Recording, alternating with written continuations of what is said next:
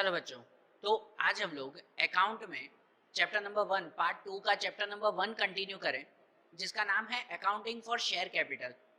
देखो, इस चैप्टर में कल हमने इसका पहला प्रैक्टिकल सम देखा था ना, कि जब भी कोई कंपनी अपने शेयर इश्यूज करती है ना, तो वो शेयर इश्यू करते वक्त कैसे अकाउंटिंग एंट्रीज करते हैं, कैसे जर्नल एंट्रीज करते हैं, वो हमने समझा था कि नहीं।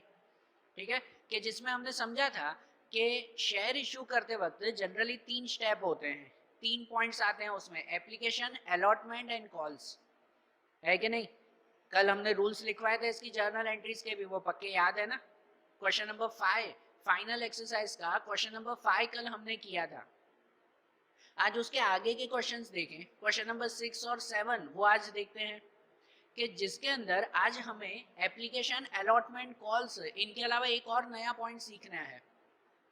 वो पॉइंट ये है कि कल हमने एक सिचुएशन आपको बताई थी जिसमें ऐसा था कि बाय चांस अलॉटमेंट और कॉल्स के वक्त जब हम लोगों से पैसे मंगवाते हैं ना, एप्लीकेशन के वक्त तो भाई सब लोग एप्लीकेशन देते हैं कि हमें इतना शेयर चाहिए, फिर जब अलॉट किया जाता है, उन्हें मंजूर किया जाता है, या तो फिर कॉल के वक्त जब पैसे मंगवाए जाते हैं, तब कितनी बार कुछ शेयर होल्डर्स वो पूरे पैसे नहीं देते।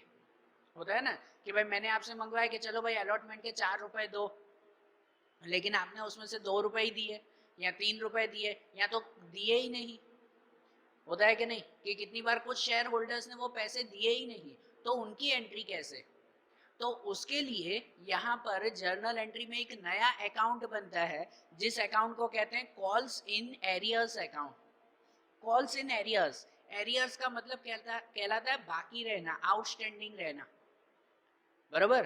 तो जब भी हम लोग किसी से पैसे मंगवाते हैं, जब कोई कंपनी अपने शेयर होल्डर्स से पैसे मंगवाती है, तब उस वक्त अगर वो शेयर होल्डर्स हमें पैसे नहीं दे पाते ना, तो उसे हम लोग कहते हैं कॉल्स इन एरियर्स। समझ आ रही है बात। ये कॉल्स इन एरियर्स वो हमारा लॉस हुआ, क्या कहलाया ये, लॉस। और लॉस वो हमेशा कहाँ पे लिखा जाता है, डेबिट में लिखा जाता है। लॉस हमेशा कहाँ पे लिखा जाता है, डेबिट में। ये तो जर्नल एंट्री का रूल है ना, अकाउंट का प्रॉपर रूल है ये, गोल्डन रूल्स, क्या एक्सपेंस एंड लॉस डेबिट। तो कॉल्स इन एरियर्स वो कहाँ पे लिखा जाता है, डेबिट में लिखा जाता है। समझ आ रहा है। ये कॉल्स इन एरियर्स वो जनरली कहाँ पर बनता है, अलॉटमेंट में या तो कॉल्स में, एप्लीकेशन के वक्त नहीं। एप्लीकेशन के वक्त कुछ पैसे बाकी नहीं रहते, कि भाई मैंने एप्लीकेशन में सबसे मंगवाए थे 4 रुपए, अभी किसी ने 2 रुपए ही दिए मुझे एप्लीकेशन के, बाकी के बाद में दूंगा, तो वो चलेगा, बिल्कुल भी नहीं चलेगा, मैं उसकी एप्लीकेशन ही रिजेक्ट कर दूंगा। सही बात कि नहीं। एप्लीकेशन के वक्त तो ये देखा था ना कि सभी पब्लिक वो कंपनी को अपनी एप्लीकेशन भेजती है कि भाई मुझे आपके शेयर्स चाहिए। अब वो पब्लिक अगर एप्लीकेशन में आधे रुपए भेजेगी, तो क्या कंपनी उनकी एप्लीकेशन अप्रूव करेगी, क्या उनको अलॉट करेगी, फिर नहीं ना। वो तो उसी वक्त रिजेक्ट हो जाएगा। एप्लीकेशन के वक्त एरियर्स पॉसिबल नहीं है। अगर एप्लीकेशन में कोई आधे पैसे देता है तो कंपनी उसी वक्त उनके शेयर रिजेक्ट कर देगी। सही बात है। और बाकी एरियर्स होते हैं अलॉटमेंट में या तो कॉल्स में, कि अलॉटमेंट के वक्त मैंने जितने रुपए मंगवाए, अब देखो एप्लीकेशन में फिक्स हो गए कि हाँ भाई इतने लोग अब मेरे शेयर खरीद रहे हैं। उसके बाद 15-20 दिन बाद जब मैंने अलॉटमेंट के पैसे सबसे मंगवाए ना, तब उस वक्त लोगों ने थोड़े रुपए कम दे दिए, तो वो तो मेरा नुकसान हो गया ना, कि मैंने जितने मंगवाए थे उतने दिए ही नहीं, कम दे दिए, तो वो क्या कहलाया, मेरा कॉल्स इन एरियर्स। या तो कॉल्स के वक्त जब दूसरी इंस्टॉलमेंट मंगवाई जाती है, उस वक्त भी अगर वो कुछ पैसे कम दे रहे हैं मुझे, तो भी वो मेरा क्या कहलाया, कॉल्स इन एरियर्स। तो कल हमने इनकी जर्नल एंट्रीज लिखवाई थी ना, लिखवाई थी कि नहीं, कि एप्लीकेशन के हमने फिक्स जर्नल एंट्रीज लिखवाई थी, वही आती है, 3 पॉइंट लिखवाए थे ना कल। नहीं याद हो तो वो बुक लेकर बैठो साथ में। फिर अलॉटमेंट के वक्त भी हमने एंट्रीज लिखवाई थी, कॉल्स के वक्त भी एंट्रीज लिखवाई थी। अब इनकी जर्नल एंट्रीज के रूल देख लो। कॉल्स इन एरियर्स, तो इसके वक्त जर्नल एंट्रीज कब लिखते हैं, जनरली अलॉटमेंट के साथ या तो कॉल्स के साथ ये कॉल्स इन एरियर्स आता है। तो जैसे अगर अलॉटमेंट के वक्त हो, तो अलॉटमेंट की 2 एंट्री हमने लिखवाई थी ना, लिखवाई थी ना 2 एंट्रीज। उन 2 एंट्री के साथ फिर ये कॉल्स इन एरियर्स की एंट्री भी लिखनी पड़े, अगर एरियर्स हो तो। या तो कॉल्स के वक्त भी हमने कॉल्स की 2 एंट्री लिखवाई थी ना जर्नल एंट्री की, अब तीसरी एंट्री कॉल्स इन एरियर्स की होगी, अगर हो तो, ठीक है ना, अगर बाकी हो तो, नहीं हो तो फिर तो ठीक है, ठीक है। और कॉल्स इन एरियर्स की कैसी एंट्रीज आती हैं, तो उसकी भी फिक्स एंट्रीज है। जब भी कॉल्स इन एरियर्स होता हो ना, तो पहली एंट्री हम लोग वो लिख देते हैं कि calls in arrears account debit, ये लॉस है इसलिए ये अकाउंट कहाँ पे आएगा, डेबिट में, कि calls in arrears account debit to share dash account. ये क्रेडिट में डैश मतलब क्या, शेयर डैश मतलब क्या, डैश मतलब अलॉटमेंट भी हो सकता है या तो कॉल्स भी हो सकता है, कि अगर अलॉटमेंट के पैसे नहीं मिले तो यहाँ पे लिखते हैं calls in arrears account debit to share allotment account. अगर कॉल्स के वक्त पैसे नहीं मिल रहे हैं तो लिखते हैं calls in arrears account debit to share first call या फाइनल कॉल अकाउंट, बरोबर। अब कितनी बार ऐसा होता है कि अगर पहले पैसे नहीं मिले तो थोड़े टाइम बाद फिर पैसे मिल जाते हैं उसके, ठीक है ना, ऐसा कोई कोई सब में होगा और एक्चुअली भी होता है कि जो शेयर होल्डर्स होते हैं, मैंने आपसे 4 रुपए मंगवाए, आपने 2 रुपए ही दिए, बाकी कहा कि 2 रुपए बाद में दे दूंगा। तो अगर ये बाकी के पैसे फिर फ्यूचर में अगर कभी मिलते हो ना, फिर से रिटर्न अगर मिलते हो, तो उसकी एंट्री ऐसे करते हैं, फिर सेकेंड एंट्री करते हैं कि बैंक अकाउंट डेबिट, उस वक्त पैसे मिलेंगे तो बैंक अकाउंट डेबिट में, कि bank account debit to calls in arrears account. अब उसमें पैसे मिल गए तो कॉल इन एरियर्स अकाउंट कहाँ लिख देते हैं, क्रेडिट में। जब बाकी हो तो उसे डेबिट में लिखते हैं, जब वो मिल जाए तो उसे क्रेडिट में लिख दिया जाता है, और डेबिट में बैंक अकाउंट, ठीक है। तो अब जब भी एरियर्स की अगर एंट्री हो ना, तो एरियर्स की एंट्री के वक्त ये एंट्रीज करेंगे फिक्स। कल हमने इन 3 की फिक्स एंट्रीज तो लिखवाई थी, वो तो याद है ना। अब उसके साथ कॉल्स इन एरियर्स की भी ये 2 फिक्स एंट्रीज आ गई, ठीक है। मैंने आपको बताया था हर सम में एक एक पॉइंट नया नया आएगा, तो अब इस बार क्वेश्चन नंबर 6 और 7 के लिए नया पॉइंट ये है, कॉल्स इन एरियर्स, ओके। तो अब देखो आपकी टेक्स्ट बुक निकालो और उस टेक्स्ट बुक में फाइनल एक्सरसाइज का क्वेश्चन नंबर 6 देखो, कि जिनकी जर्नल एंट्रीज अब हम लोग यहाँ पे करें, बरोबर ना। निकालो टेक्स्ट बुक उसमें, कि देखो क्वेश्चन नंबर 6 में ऐसे लिखा हुआ है कि authorized capital of Mewada Limited of Himmatnagar was divided into 4 lakh equity shares of rupees 10 each, and out of this company issued 3 lakh equity shares, amount called up per share was as under। अब यहाँ पर ऐसा है कि एक company है जिसका नाम है Mewada limited of in Himmatnagar. Mewada limited ये कंपनी का नाम है, जिसकी ऑथोराइज कैपिटल 4 लाख शेयर की है। अब आप लोगों को याद हो तो थियरी में हमने शेयर कैपिटल के टाइप्स बताए थे, मैंने उस वक्त भी बोला था हर सम में ये नाम आएंगे तो उस वक्त ध्यान रखना। ऑथोराइज कैपिटल या तो रजिस्टर्ड कैपिटल उसे कहते हैं कि जब कंपनी शुरू होने वाली हो ना, तब उस वक्त वो गवर्नमेंट को ये कहती है कि पूरे लाइफ टाइम में मैं इतने रुपए पब्लिक से मांगूंगी, बरोबर ना। कंपनी गवर्नमेंट को ये कहती है कि पूरे लाइफ टाइम में मैं इतने रुपए कंपनी से मांगूंगी, वो उसका ऑथोराइज कैपिटल कहलाता है।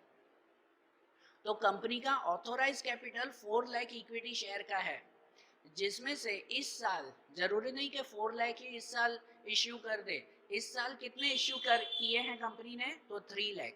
Out of this company issue 3 lakh equity shares, बरोबर ना। 4 लाख उस कंपनी के टोटल इक्विटी शेयर हैं जो उसके ऑथोराइज इक्विटी शेयर कहलाते हैं, जिसमें से इस साल उसने इश्यू किए हैं सिर्फ 3 लाख। तो हमें काउंटिंग है ना 3 लाख पे करनी होती है, 4 लाख पे नहीं। 4 लाख को रख दो साइड में, उसका काम ही नहीं है।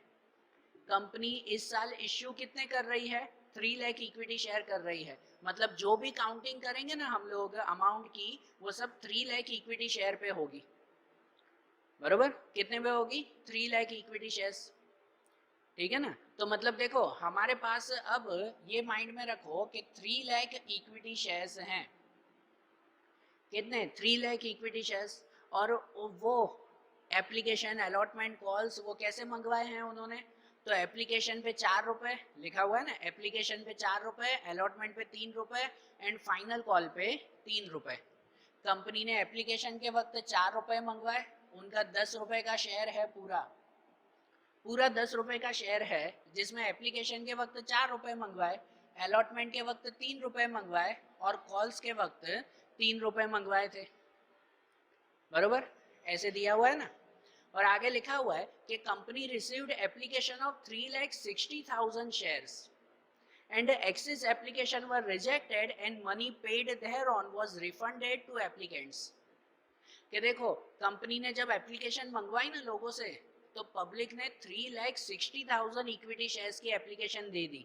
कल भी ये हमने बात की थी ना कि हमारे पास शेयर हैं 3 लाख के, कि अगर 3 लाख के शेयर्स हैं लेकिन एप्लीकेशन हमें मिल गई है 3,60,000 की, एक्स्ट्रा एप्लीकेशन मिल गई हमें, तो वो एक्स्ट्रा एप्लीकेशन क्या कर दिया जाता है, रिजेक्ट कर दिया जाता है, ठीक है ना, उनको उनके पैसे वापस दे दिए जाते हैं। हमने एप्लीकेशन के वक्त जर्नल एंट्रीज लिखवाई थी, तब उस वक्त हमने लिखवाया था ना कि भाई अगर एक्स्ट्रा मनी मिलती हो तो उसे रिटर्न कर दिया जाता है। तो यहाँ पे 3 लाख की जगह 3,60,000 रुपए हमें मिल चुके हैं, तो एक्स्ट्रा क्या करेंगे, रिटर्न कर देंगे हम लोग, बराबर? और आगे लिखा हुआ है कि all the sum due on allotment and final call were received in full except final call on 2,000 equity shares held by Asha. तो यहाँ लिखा हुआ है कि अलॉटमेंट और फाइनल कॉल के सभी रुपए मिल गए, सिर्फ आशा नाम की कोई वुमेन है कि जिसने फाइनल कॉल के वक्त 2,000 इक्विटी शेयर के पैसे नहीं दिए। कब नहीं दिए? फाइनल कॉल के। अलॉटमेंट के तो सब रुपए मिल गए, फाइनल कॉल के वक्त हमें 2,000 शेयर के पैसे नहीं मिले। तो वो पैसों के लिए हमें क्या करना पड़ेगा, कॉल इन एरियर्स अकाउंट बनाना पड़ेगा ना। 2,000 शेयर के नहीं मिले हमें पैसे, तो अब इनकी जर्नल एंट्रीज करें। इसमें लिखा हुआ है कि जर्नल एंट्रीज के बाद है ना सब अकाउंट भी बनाने हैं, कि भाई share capital account, share application, allotment, final call, ये सब अकाउंट जो लेजर पोस्टिंग करते थे ना लास्ट ईयर। तो फिलहाल मैं वो अकाउंट नहीं बता रहा हूँ, क्योंकि अकाउंट बनाना वो आपके एग्जाम में नहीं आएगा, एग्जाम में सिर्फ जर्नल एंट्रीज करनी है।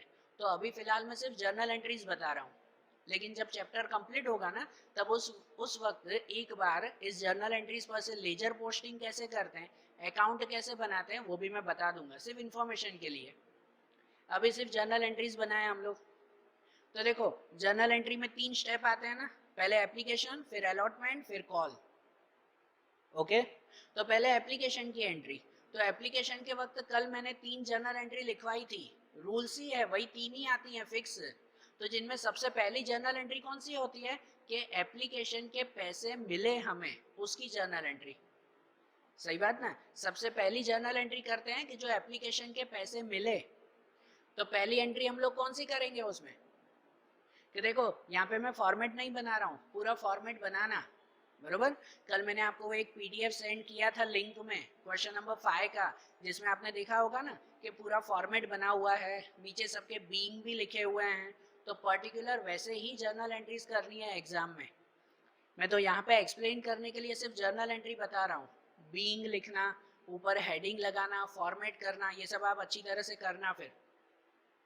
ओके तो चलो अब एप्लीकेशन की सबसे पहली एंट्री देखें। तो सबसे पहली एंट्री होती है कि एप्लीकेशन के रुपए मिले हमें। तो पहली एंट्री हम लोग करते हैं बैंक अकाउंट डेबिट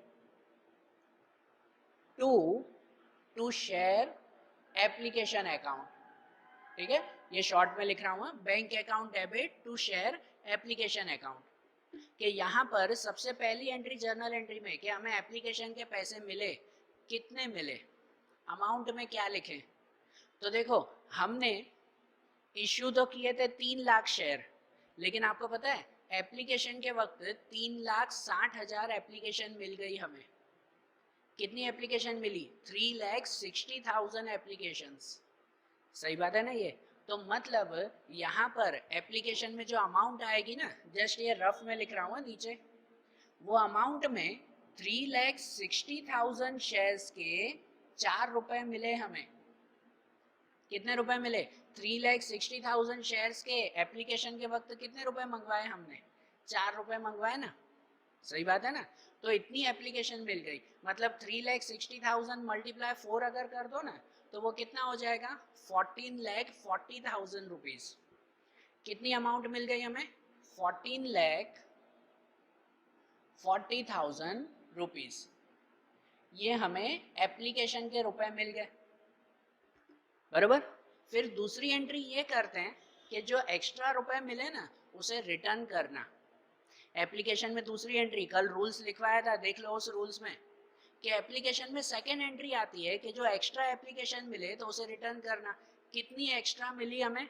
60,000 एक्स्ट्रा मिली, क्योंकि हमारे पास शेयर तो 3 लाख ही थे, लेकिन हमें एप्लीकेशन मिल गई 3,60,000 की, मतलब कि 60,000, 60,000 शेयर के रुपए वो हमें एक्स्ट्रा मिल गए ना, तो उसे क्या कर देंगे? रिटर्न कर देंगे फिर, बराबर। तो ध्यान रखना, एप्लीकेशन की दूसरी एंट्री आएगी, सेकेंड एंट्री, कि जब रिटर्न करते हैं ना तो रिटर्न करते वक्त इसकी अपोजिट एंट्री कर देते हैं। मतलब ऐसे हो जाता है कि share application account debit to bank account, share application account debit to bank account, ये हम लोग रिटर्न कर रहे हैं। कितना रिटर्न कर रहे हैं?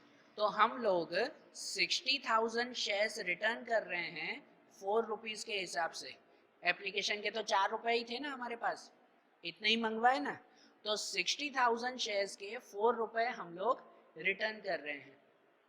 मतलब कितने रिटर्न करेंगे? टोटल हो जाएगा 2,40,000 रुपीज। डेबिट और क्रेडिट में कितना लिखेंगे? 2,40,000, इतना हम लोग रिटर्न कर रहे हैं। बात आई समझ में? और उसके बाद तीसरी एंट्री, तो तीसरी एंट्री ये करते हैं कि जब रिटर्न कर दिया ना तो बाकी की जो अमाउंट बची उस अमाउंट को कैपिटल में ट्रांसफर करते हैं।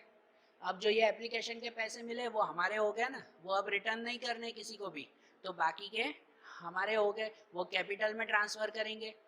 तो थर्ड एंट्री क्या करते हैं जब कैपिटल में ट्रांसफर करते हैं? वो भी कल मैंने फिक्स लिखवाई थी, वही एंट्री करते हैं कि उसमें आता है share application account debit to share capital account, बराबर। कितना ट्रांसफर करेंगे? तो ट्रांसफर करेंगे 3 लाख शेयर्स में, 3 लाख शेयर के 4 रुपीज हम लोग ट्रांसफर करेंगे, बराबर। ट्रांसफर करते वक्त तो हमारे पूरे शेयर ही होंगे ना, 3 लाख ही ना, जो 60,000 एक्स्ट्रा मिले थे वो तो हमने रिटर्न कर दिए, तो बाकी के 3 लाख शेयर के 4 रुपए हम लोग ट्रांसफर करेंगे। मतलब कितना हो जाएगा? 12 लाख, 12 लाख रुपीज वो हमारा अब कैपिटल हो गया, बराबर। तो देखो 14,40,000 हमें मिले थे, जिसमें से 2,40,000, 2,40,000 एक्स्ट्रा थे, वो हमने रिटर्न कर दिए, तो बाकी बचे हुए 12 लाख वो हम लोग कैपिटल में ट्रांसफर कर रहे हैं। जब भी एप्लीकेशन आएगा, फिर से बोल रहा हूं, जब भी एप्लीकेशन आएगा तब उस वक्त ये 3 एंट्री फिक्स होगी, सही बात है, यही 3 एंट्री आएगी। अब एप्लीकेशन की बात हो गई, अब कौन सी बात करेंगे? अलॉटमेंट की। मैं यहाँ पे लाइन कर दे रहा हूँ, ठीक है, कि अब यहाँ पे अलॉटमेंट की एंट्रीज करेंगे। कि अलॉटमेंट के वक्त क्या एंट्रीज करते हैं? तो उसमें 2 एंट्री मैंने लिखवाई थी, 2 एंट्री लिखवाई थी कि अलॉटमेंट के वक्त सबसे पहले रुपए मंगवाना, दूसरी एंट्री मनी रिसीव्ड, मतलब रुपए मिल जाना। तो पहले रुपए मंगवाते हैं, अलॉटमेंट का टाइमिंग आता है तो कंपनी पब्लिक को कहती है ना कि चलो भाई लाओ, कितने रुपए? 3 रुपए लाओ चलो। तो वो पहली एंट्री होती है अलॉटमेंट में। नंबर 4 लिख रहा हूं कि ये अलॉटमेंट की एंट्रीज हुई कि यहां पर share allotment account debit, short में लिख रहा हूं allotment, share allotment account debit to share capital account. कितना? Allotment account debit to share capital account, कितना लिखेंगे? 3 लाख शेयर्स में, अब तो 3 लाख शेयर्स ही होंगे ना, एक्स्ट्रा तो 60,000 रिटर्न कर दिए, अब जो भी काउंटिंग होगी 3 लाख पर ही होगी हमारी। तो 3 लाख शेयर्स के 3 रुपए हमने मंगवाए हैं, बराबर। अलॉटमेंट के 3 रुपए मंगवाए, मतलब कितने? 9 लाख पूरे, बराबर। 9 लाख पूरे हमने मंगवाए थे। और अलॉटमेंट की फिर दूसरी एंट्री क्या? कि ये जो हमने 9 लाख पब्लिक से मंगवाए वो हमें मिल गए ना, वो पूरे मिले ना हमें। तो उसके बाद की एंट्री होगी नंबर 5 में लिखेंगे अलॉटमेंट की एंट्री में ही कि bank account debit to share allotment account, कि ये हमें पूरे पैसे मिले। तो पूरे मिल गए कि कुछ बाकी है, कि कुछ एरियर्स है? नहीं है ना, एरियर्स है ना, कॉल्स में है। अलॉटमेंट के तो पूरे पैसे मिल चुके थे ना, लिखा ही हुआ है उसमें कि अलॉटमेंट के पूरे पैसे मिल चुके हैं। तो मतलब जो हमने 9 लाख मंगवाए थे वो 9 लाख पूरे मिल गए। मतलब जो हमने 3 लाख शेयर के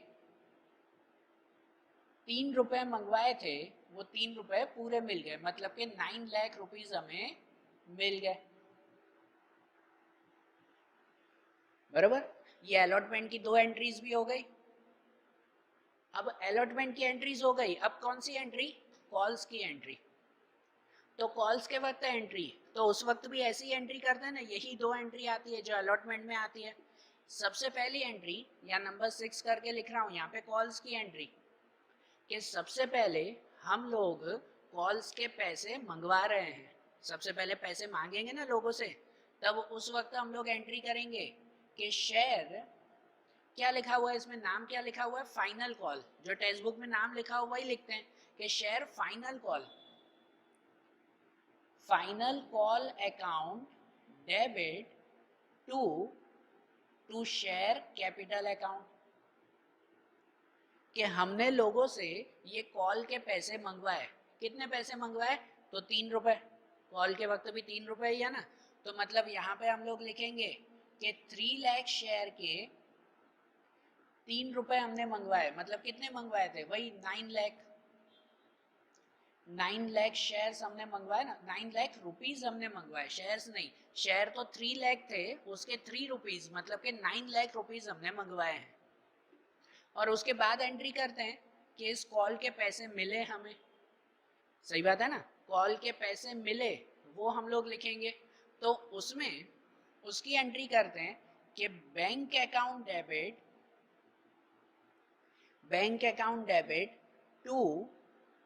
to share final call account.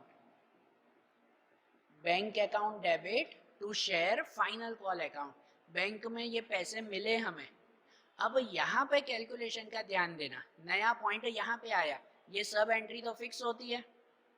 अब जब कॉल के पैसे मिले ना, तो पूरे 9 लाख रुपए नहीं मिले हमें, पूरे पैसे नहीं मिले। उस वक्त कॉल्स इन एरियर्स था ना, उसमें ऐसा था कि कोई आशा नाम की वुमेन थी जिसने 2000 शेयर के पैसे नहीं दिए हमें। सही बात। तो बताओ यहाँ बैंक अकाउंट में पूरे पैसे लिखेंगे, पूरे 9 लाख लिखेंगे? नहीं लिखेंगे ना बैंक में। यहाँ 9 लाख पूरे नहीं मिले, थोड़े पैसे बाकी रहे। कितने बाकी रहे? तो वो रफ में काउंटिंग करेंगे। भले चाहिए तो यहाँ पे भी लिख देंगे कि देखो हमने 3 लाख शेयर के 3 रुपए मंगवाए थे, लेकिन माइनस उसमें से 2000 शेयर के 3 रुपए हमें नहीं मिले। बराबर, मतलब अगर काउंटिंग करो तो 3 लाख शेयर के 3 रुपए हमने मंगवाए, मतलब कि हमने 9 लाख रुपीस मंगवाए थे पब्लिक से। उसमें से कोई आशा नाम की वुमेन थी जिसने 2000 शेयर के 3 रुपए, कॉल के वक्त 3 रुपए थे ना, वो 3 रुपए नहीं दिए, मतलब कि 6000 रुपए नहीं दिए। 2000 शेयर के 3 रुपए, मतलब उसने 6000 रुपए नहीं दिए। सही बात है ना, मतलब पूरे 9 लाख हमें नहीं मिले, उसमें से 6000 कम हो गए।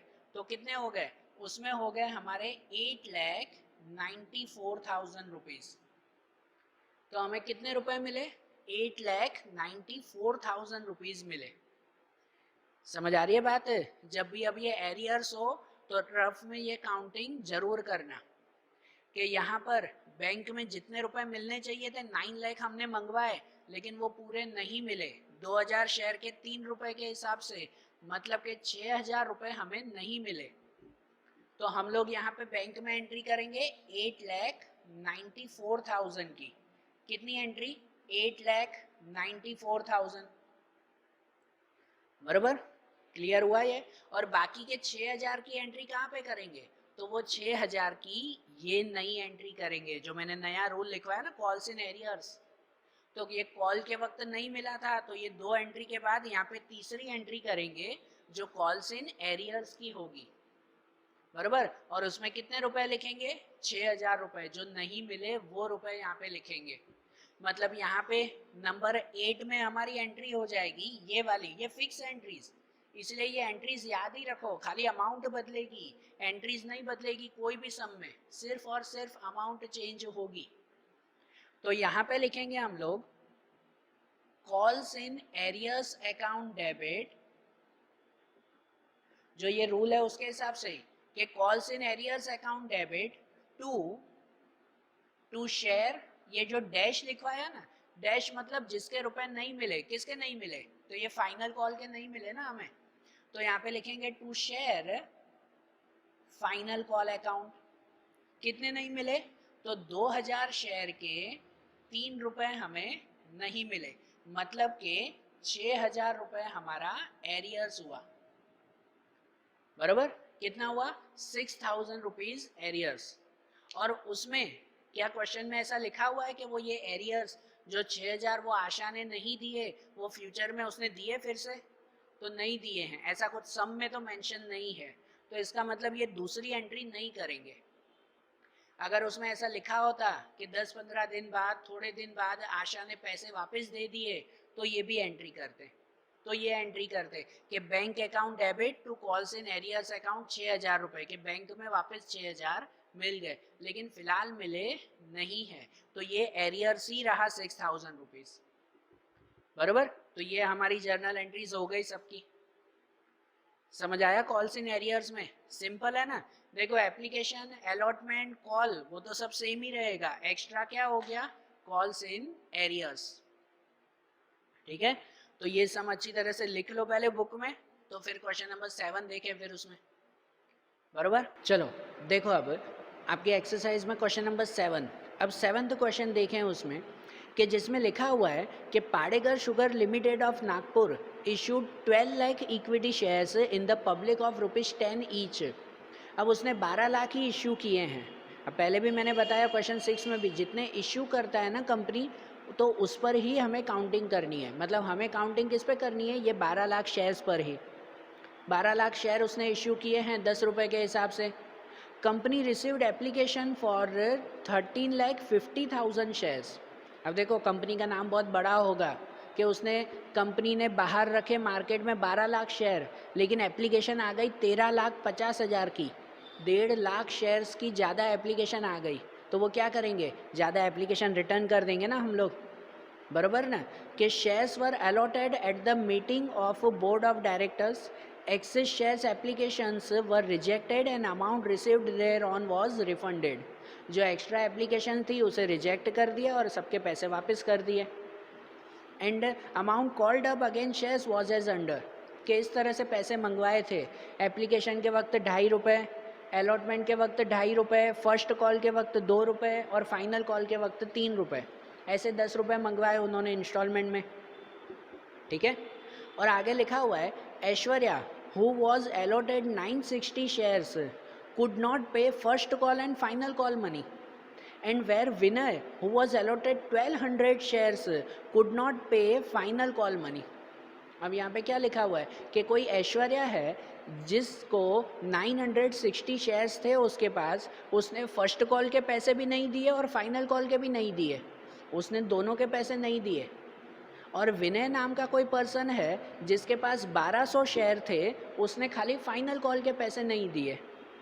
सिचुएशन तो अलग अलग है ना भाई, इतने सारे लोग हमारे शेयर्स खरीदते हैं, 12 लाख शेयर लोगों ने खरीदे हैं, तो किसी ने ये 960, किसी ने 1200, किसी ने 1000, किसी ने 1500, सब ने अलग अलग शेयर खरीदे होंगे ना। तो कोई ऐश्वर्या है जिसने फर्स्ट कॉल फाइनल कॉल दोनों के पैसे नहीं दिए, और दूसरा कोई विनय नाम का लड़का है कि जिसने फाइनल कॉल के पैसे नहीं दिए, बाकी सब उसने दे दिए। तो उसके लिए हमें क्या, कॉल्स इन एरियर्स उसकी एंट्री करनी पड़ेगी ना, जो पैसे नहीं मिले हमें। ऐश्वर्या और विनय दोनों के पैसे हमें नहीं मिले हैं, तो वो दोनों के लिए कॉल्स इन एरियर्स हमें करना पड़ेगा, बराबर है। और आगे लिखा हुआ है except this all sums due from other share holders was received, कि इन दोनों के अलावा, ऐश्वर्या और विनय के अलावा बाकी सबके पैसे टाइम टू टाइम मिल गए। Aishwarya and Vinay had paid their arrears amount to company afterward. हाँ देखो ये लिखा हुआ है कि ये अच्छी बात है कि ऐश्वर्या और विनय ने जो उसके बाकी रुपए थे ना, जो उसने पहले नहीं दिए, वो उसने बाद में दे दिए, लिखा हुआ कि उन्होंने बाद में दे दिए। सो पास नेसेसरी जर्नल एंट्रीज। तो अब हमें उनकी जर्नल एंट्रीज करें ना, तो जर्नल एंट्री वही करो, वही स्टेप के हिसाब से। सबसे पहले एप्लीकेशन की एंट्री, तो एप्लीकेशन की वही 3 एंट्री आती है ना। सबसे पहली एंट्री कि हमें एप्लीकेशन के पैसे मिले, उसकी एंट्री। तो पहली एंट्री हम लोग क्या करते हैं उसमें, फर्स्ट एंट्री आती है bank account debit to share application account. सबसे पहली एंट्री ये है ना कि bank account debit to share application account, कि हमें एप्लीकेशन के पैसे मिले। कितने मिले, तो देखो हमें एप्लीकेशन कितनी मिली, एप्लीकेशन मिली थी 13,50,000, जिसमें से फिर एक्स्ट्रा हमने रिटर्न कर दी थी, वो सेकेंड एंट्री में करेंगे ना। लेकिन हमें 13,50,000 की एप्लीकेशन मिली, कितने रुपए के हिसाब से, 2.5 रुपये के हिसाब से, 2.50 के हिसाब से। मतलब एप्लीकेशन की अगर अमाउंट लिखनी हो ना, तो वो ऐसे लिखेंगे कि 13,50,000 शेयर्स उसके 2.50 रुपीज़ के हिसाब से। तो कितने हो जाएंगे, आप लोग काउंट करो कैलकुलेटर में। 13,50,000 मल्टीप्लाई 2.50, तो वो हो जाते हैं 33,75,000 रुपीज़। कितने, 33,75,000। तो एप्लीकेशन के वक्त हमें इतने रुपए मिले, 33,75,000 रुपीज़। डेबिट और क्रेडिट में ऐसे लिखेंगे ना, बराबर। आप लोग अच्छी तरह से लिखना है, ऐसे नहीं। उसके बाद जो एक्स्ट्रा है तो उसे रिटर्न कर देंगे, जो एक्स्ट्रा अमाउंट है उसे रिटर्न कर देंगे। तो मतलब सेकेंड एंट्री क्या करते हैं, रिटर्न करते वक्त इसकी अपोजिट एंट्री कर देते हैं। मतलब दूसरे में लिख देते हैं कि share application account debit, share application account debit to bank account. इसकी अपोजिट एंट्री ना, share application account debit to bank account. कितना रिटर्न करेंगे, तो देखो हमारे पास शेयर थे तो 12 लाख ही, लेकिन एप्लीकेशन मिल गई 13,50,000 की। मतलब 1,50,000 जो एक्स्ट्रा मिल गए ना, वो हम लोग रिटर्न करेंगे। कितने रुपए से, 2.5 रुपये के हिसाब से, बराबर। मतलब हम लोग रिटर्न करेंगे उसमें 1,50,000 शेयर्स 2.50 रुपीज़ के हिसाब से। फिर से एक बार बोल रहा हूँ, 1,50,000 ही यहाँ पे मत लिख देना, वो गलत है। इतने शेयर्स 2.5 रुपये के हिसाब से, मतलब लिखेंगे उसमें कितना हो जाएगा, 3,75,000 हो जाएगा। कितना, 3,75,000 रुपीज़ हम लोग रिटर्न कर रहे हैं। और बाकी के जो रुपए हैं उसे क्या करते हैं, तो उसे कैपिटल में ट्रांसफ़र करते हैं। मतलब तीसरी एंट्री हम लोग कर देते हैं, जो कैपिटल में ट्रांसफ़र करनी है, कि वो एंट्री करेंगे share application account debit, share application account debit to share capital account. और कितना ट्रांसफ़र करेंगे, तो उसमें पूरे 12 लाख रुपए 12 लाख शेयर ट्रांसफ़र करेंगे। 12 लाख शेयर ना, क्योंकि हमारी कैपिटल तो इतनी है ना, 12 लाख शेयर 2.5 रुपये के हिसाब से। एप्लीकेशन की जो भी एंट्री करो ना, तो उसमें एप्लीकेशन की अमाउंट सब में मल्टीप्लाई किया करो कि 12 लाख शेयर 2.5 रुपये के हिसाब से हम लोग ट्रांसफ़र कर रहे हैं। मतलब 12 लाख मल्टीप्लाई 2.50, तो वो कितना हो जाएगा, वो हो जाएगा 30 लाख। 30 लाख रुपीज़ वो हमारा कैपिटल ट्रांसफ़र हो गया, बराबर। ये एप्लीकेशन की 3 एंट्रीज़ हो गई। सेम एंट्री ना पहले भी ऐसे ही की थी ना। अब उसके बाद अलॉटमेंट की एंट्री, नंबर 4 से शुरू करेंगे अलॉटमेंट की, कि अलॉटमेंट में भी 2.5 रुपये हमने मंगवाए थे। अब ये जो भी एंट्री करेंगे वो तो 12 लाख पे ही होगी ना, उस पे नहीं। अब सभी एंट्री 12 लाख पे होगी। तो अलॉटमेंट के वक्त सबसे पहली एंट्री आती है कि हम लोग अलॉटमेंट के रुपए मंगवाते हैं। पहले मंगवाएंगे, फिर दूसरी एंट्री में मिलेंगे उसके, सही बात ना। तो पहले अगर हम लोग मंगवा रहे हैं तो उसकी एंट्री क्या आती है, उसकी एंट्री आती है share allotment account debit, share allotment account debit to share capital account. Share allotment to share capital कितने मंगवाए हमने, तो हमने 12 लाख शेयर के 2.5 रुपये मंगवाए हैं, बराबर ना। अलॉटमेंट के वक्त भी 2.5 रुपये मंगवाए, तो 12 लाख मल्टीप्लाई 2.50, मतलब 30 लाख रुपीज़ हमने मंगवाए हैं। कितने मंगवाए, 30 लाख रुपीज़, ठीक है। ये अलॉटमेंट के वक्त तो रुपए मंगवाए, और उसके बाद वाली एंट्री नंबर 5 कि अलॉटमेंट के रुपए मिलेंगे हमें, बराबर। अलॉटमेंट के रुपए मिलेंगे तो उसकी एंट्री क्या करते हैं, उसकी एंट्री करते हैं कि bank account debit to share allotment account, bank account debit to share allotment account. Allotment के रुपए मिलेंगे, पूरे मिल गए ना, अलॉटमेंट में तो कोई एरियर नहीं था ना, पूरे पैसे मिल चुके थे अलॉटमेंट के, तो उसमें पूरे ही लिखेंगे कि 12 लाख शेयर के 2.5 रुपये पूरे मिल गए हमें, पूरे 2.5 रुपये मिल गए। मतलब कितने हमें मिल गए, total 30 lakh rupees, 30 lakh rupees पूरे मिल गए हमें, बराबर। ये अलॉटमेंट की एंट्री हो गई दोनों। अब उसके बाद नंबर 6 से शुरू करेंगे फर्स्ट कॉल की एंट्री। अब यहाँ पे फर्स्ट कॉल फाइनल कॉल अलग अलग दिया हुआ है, मतलब अब फर्स्ट कॉल की 2 एंट्रीज करेंगे, उसके बाद फाइनल कॉल की सेम 2 एंट्री करेंगे। जो अलॉटमेंट में 2 एंट्री करते हैं वही 2 एंट्री इसमें भी ना, और वही 2 एंट्री इसमें भी। आगे जितनी भी इंस्टॉलमेंट हो सब में वही 2-2 एंट्रीज आएगी। अगर उसमें एरियर हो तो एक एंट्री एरियर की बढ़ेगी, बाकी 2-2 एंट्री तो सब में सेम ना। एप्लीकेशन में आती है ये 3 एंट्री फिक्स, और बाकी सब में ये 2-2 एंट्री फिक्स। सही बात, वो चेंज होगा ही नहीं, सब में सेम। एक्स्ट्रा ऐड होगा उसमें, कभी एरियर कभी एडवांस, वो नई नई चीज़ें आएगी, बाकी ये चीज़ें कभी नहीं बदलेगी। तो अब फर्स्ट कॉल की एंट्री करें, उसमें 2 एंट्री ना। सबसे पहले फर्स्ट कॉल के रुपए मंगवाते हैं हम लोग, पहले रुपए मंगवाएंगे तो उसकी एंट्री करते हैं कि share first call account debit, वहाँ फर्स्ट कॉल लिखा हुआ है तो फर्स्ट कॉल लिखेंगे कि share first call account debit to share capital account. Okay, share first call account debit to share capital account. कितना लिखेंगे उसमें, 2 रुपये, 2 रुपये के हिसाब से ना, मतलब कि 12 लाख शेयर के 2 रुपये हमने मंगवाए, मतलब कितने हो जाएंगे टोटल 24 लाख रुपीज़ के, टोटल 24 लाख रुपीज़ हमने मंगवाए हैं, बराबर। और दूसरी एंट्री उसमें करते हैं कि उसके रुपए जो मिले उसके रुपए मिले वो लिखेंगे हम लोग, कि उसकी एंट्री होगी जब रुपए मिलते हैं तो कि bank account debit to share first call account, कि ये फर्स्ट कॉल के रुपए मिले।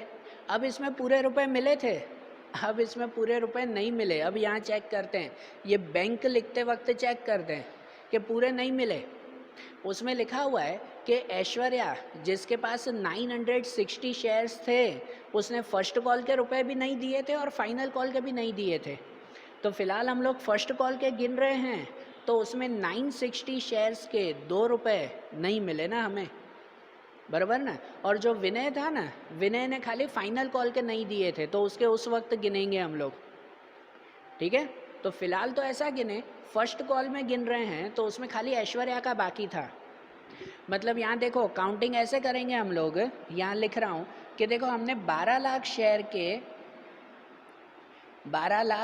के 2 रुपये मंगवाए थे, माइनस उसमें से 960 शेयर्स के 2 रुपये नहीं मिले, बराबर ना। ऐश्वर्या के पास 960 शेयर्स थे तो उसके 2 रुपये हमें नहीं मिले। मतलब देखो 12 लाख शेयर के 2 रुपये, मतलब टोटल हमने 24 लाख रुपए मंगवाए थे, है कि नहीं। ये रफ में लिख रहा हूँ, 24 लाख हमने मंगवाए और उसमें से माइनस 960 के 2 रुपये, 960 शेयर्स के 2 रुपये, मतलब कितना हो जाएगा 1920, इतना हो जाएगा ना वो 1920। इतने रुपए हमें नहीं मिले, तो बाकी के कितने मिले हमें, तो बाकी की अगर काउंटिंग करें तो वो हो जाएगा उसमें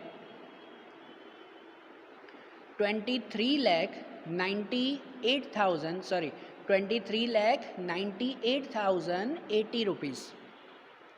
कितना हो जाएगा 23,98,080 रुपीज़। इतने रुपए हमें मिले, 1920 रुपीज़ हमें नहीं मिले थे। समझ आई बात है। मतलब जो यहाँ बैंक में लिखना है ना, वो बैंक में कितने लिखेंगे, ये लिखेंगे 23,98,080 रुपीज़ के ये रुपए हमें मिले। तो यहाँ पे लिखेंगे 23,98,080 रुपीज़, बराबर। और यहाँ पर भी क्रेडिट में भी 23,98,080 रुपीज़। तो देखो जब फर्स्ट कॉल था तो फर्स्ट कॉल में इतने रुपए मिले ना हमें, पूरे 24 लाख नहीं मिले। और जो बाकी के 1920 रुपीज़ जो बाकी रहे उसे कहाँ लिखते हैं, उसे लिखते हैं कॉल्स इन एरियर्स में। हमेशा देखो ये फर्स्ट कॉल की एंट्री कर रहे हैं, फर्स्ट कॉल की ये 2 एंट्री तो फिक्स। अब अगर उसमें कॉल इन एरियर आता हो तो तीसरा ऐड भी करेंगे ना कॉल इन एरियर, बराबर ना। फिर फाइनल कॉल में भी अगर आता हो तो फाइनल कॉल में भी कॉल इन एरियर ऐड करेंगे, ठीक है। तो यहाँ ध्यान देना, अब यहीं पर ही फर्स्ट कॉल में ही कॉल्स इन एरियर्स की एंट्री भी करेंगे कि calls in arrears account debit to share first call account, to share first call account. कितना हुआ एरियर, तो 960 शेयर्स के 2 रुपीज़, 960 शेयर्स के 2 रुपये के हिसाब से मतलब कि 1920 रुपीज़, इतना एरियर हुआ ना हमारा, बराबर। कितना हो गया एरियर, 1920। तो ये फर्स्ट कॉल की एंट्रीज हो गई, सही बात है। फर्स्ट कॉल की 2 एंट्री तो आती है, एरियर था इसलिए वो भी एंट्री हमने ऐड कर दी। अब फाइनली फाइनल कॉल की एंट्री, तो फाइनल कॉल में भी ऐसा ही करेंगे। सबसे पहले फाइनल कॉल के रुपए मंगवाते हैं, बराबर। सबसे पहले फाइनल कॉल के रुपए मंगवाएं तो अब उसकी एंट्री करें नंबर 9 पे।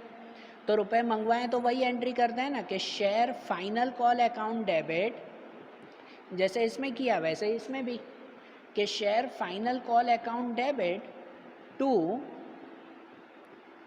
To share capital account. Final call account debit to share capital account. कितने रुपए हमने मंगवाए, तो 12 लाख शेयर के 3 रुपए हमने मंगवाए हैं, बराबर ना। फाइनल कॉल के वक्त 3 रुपए मंगवाए, मतलब कि 12 लाख मल्टीप्लाई 3 तो वो हो जाते हैं 36 लाख। कितने रुपए हमने मंगवाए हैं, 36 लाख रुपीज़, बराबर। अब ये हुए तो दूसरा इसके रुपए मिलेंगे हमें, तो वो यहाँ लिख दें, बराबर। ये रफ कर देता हूँ, यहाँ एंट्री कर रहा हूँ उसमें। तो नंबर 10, 9 के बाद 10 वाली एंट्री वहाँ कर रहा हूँ कि फाइनल कॉल के रुपए मिले हमें, तो उसकी एंट्री करेंगे bank account debit to share final call account. कितने रुपए मिले, तो हमने जो 36 लाख रुपीज़ मंगवाए थे वो पूरे मिले, नहीं मिले, पूरे नहीं मिले। उसमें क्या हुआ पता है, कि जो ऐश्वर्या थी ना, 960 शेयर्स जिसके पास थे उसने भी नहीं दिए थे, लिखा हुआ था कि ऐश्वर्या ने इसके भी नहीं दिए, इसके भी नहीं दिए। और जो विनय नाम का पर्सन था उसने भी इसके नहीं दिए। मतलब क्या हो गया पता है, कि यहाँ पर जो हमने 12 लाख शेयर मंगवाए थे ना, 12 लाख शेयर के 3 रुपये मंगवाए थे, उसमें से माइनस 960 शेयर्स के भी 3 रुपये नहीं मिले, और माइनस विनय के 1200 शेयर के भी 3 रुपये नहीं मिले हमें। समझ आ रही है बात? ऐसा हुआ ना कि हमें वो 960 शेयर्स के भी नहीं मिले और वो 1200 शेयर्स के भी नहीं मिले। तो मतलब अगर उसमें काउंटिंग करें ना, तो देखो 12 लाख शेयर के 3 रुपये मतलब हो जाते हैं 36 लाख, बराबर 36 लाख। उसमें 960 के 3 रुपीज़ अगर गिनो तो वो कितना हो जाता है, 2880, बराबर 2880। और ये 1200 के 3 रुपीज़ मतलब 3600, तो टोटल हो जाता है उसका 6480। मतलब देखो कि ऐश्वर्या के भी 960 शेयर्स के 3 रुपये और विनय के भी 3 रुपये, टोटल मिलाकर 6480 रुपीज़ हमें नहीं मिले। देखो ऐश्वर्या के और विनय के अलग अलग एंट्री नहीं करेंगे, एंट्री तो साथ में ही होगी ना। कंपनी के पास पूरे रुपए नहीं मिले ना हमें, बराबर ना, पूरे इतने रुपए नहीं मिले। तो वो हमने जो 36 लाख रुपए मंगवाए थे उसमें से ये 6480 रुपये नहीं मिले हमें। तो बाकी जितने मिले वो अमाउंट लिखते हैं उसमें। तो बाकी कितने मिले हमें, इसको अगर माइनस कर दें तो यहाँ हो जाएगा हमारा कि 35,93,520 कितने रुपए मिले हमें बैंक में? 35,93,520 बराबर। ये काउंटिंग में ध्यान देना बेटा कि हमें इसमें ऐश्वर्या के भी नहीं मिले थे और विनय के भी नहीं मिले, तो बाकी के इतने रुपए मिले। तो बैंक में यही लिखेंगे हम लोग 35,93,520 रुपीज़। यहाँ पर भी 35,93,520 बराबर। और उसके बाद होगी एरियर्स की एंट्री कि जो बाकी के 6,480 रुपये नहीं मिले वो एरियर्स में लिखेंगे ना। तो यहाँ पे लिखेंगे हम लोग कि calls in arrears account debit, calls in arrears account debit to share final call account, कि फाइनल कॉल के वक्त हमें इतने नहीं मिले थे। कितने नहीं मिले तो उसमें अलग अलग बताने की ज़रूर नहीं है, पूरा ही लिख देंगे कि भाई 6,480 रुपये हमें नहीं मिले, ऐश्वर्या के और विनय के मिलाकर 6,480 रुपये हमें नहीं मिले बराबर। तो ये एंट्रीज भी हो गई, इसकी फाइनल कॉल की भी तीनों एंट्री हो गई ना। अब आखिरी में एक एंट्री जो लास्ट आपका सेंटेंस लिखा हुआ है कि जो ऐश्वर्या और विनय ने पहले नहीं दिए थे ना वो उन्होंने बाद में दे दिए, उन्होंने बाद में दे दिए। मतलब जो पहले के थे ना ये 1920 रुपीज़ बाकी थे, पहले भी तो एरियर में लिखा कि नहीं, और उसके बाद ये 6,480 रुपये भी बाकी रहे, ये सभी रुपए बाद में हमें मिल गए। मतलब देखो कि ये पहले के बाकी 1920 और दूसरे बाकी 6,480 टोटल अगर लगा दो तो उसमें हो जाता है कितना? 8,400 रुपीज़। तो ये 8,400 हमें फ्यूचर में मिल गए बराबर। भले 10 दिन बाद, 15 दिन बाद, 1 महीने बाद वो मिले हमें, तो आखिरी में मिल गए तो उसकी एंट्री भी तो करनी पड़ेगी ना बराबर ना। इससे पहले वाले 6th वाले क्वेश्चन में ये नहीं था लेकिन इसमें तो करना पड़ेगा, तो उसकी एंट्री करेंगे। ये रफ कर देता हूँ कैलकुलेशन में। तो अगर पैसे मिल जाए ना आखिरी में एरियर्स के तो वो एंट्री कर देते हैं bank account debit to calls in arrears account. पैसे मिल गए तो बैंक अकाउंट डेबिट में, कॉल्स इन एरियर्स क्रेडिट में। और कौन सी अमाउंट लिखेंगे? देखो पहले के जो बाकी थे वो भी और अभी के जो बाकी हैं वो भी। कॉल्स इन एरियर में ही सीधा देखा करो कि पहले इतने बाकी थे अभी इतने बाकी हैं, दोनों का प्लस हो गया 8,400 रुपीज़ बराबर। 8,400 ऐसे हो गया ना। तो ये आपकी कंप्लीट एंट्रीज हो गई, application, allotment, first call and final call बराबर। ये आपका पूरा 8 मार्क का सम हुआ। एग्ज़ाम में ऐसा क्वेश्चन पूछा जाएगा, भाई इतना बड़ा कम से कम होगा जिसके अंदर 12-13 एंट्रीज होगी। समझ आ रही है बात? तो ध्यान से करना ये सम। और देखो इस चैप्टर के हर एक वीडियोस थोड़े बड़े भी होंगे क्योंकि चैप्टर भी थोड़ा बड़ा है, टॉपिक भी ऐसे हैं, तो ध्यान देना और अच्छी तरह से कंप्लीट करना। आज ये 6 और 7 क्वेश्चन आप लोग नोटबुक में कंप्लीट करो तो कल फिर हम लोग एक नया टॉपिक इसमें देखते हैं। और अगर इसमें क्लियरली नहीं दिखाई देता हो तो टॉपिक यहाँ पे समझकर मैंने फिर से डिस्क्रिप्शन में लिंक रखी हुई है जिसके अंदर ये दोनों क्वेश्चन काउंट किए हुए हैं प्रॉपरली, बीइंग के साथ और ऊपर हेडिंग के साथ, फॉर्मेट के साथ लिखे हुए हैं। तो एक बार उसमें से देख लेना कि किस तरह से पूरा फॉर्मेट बनाना है हमें। ओके, तो आज ये टॉपिक कंप्लीट कर लो तो कल फिर हम लोग इसका नया टॉपिक देखेंगे। Thank you.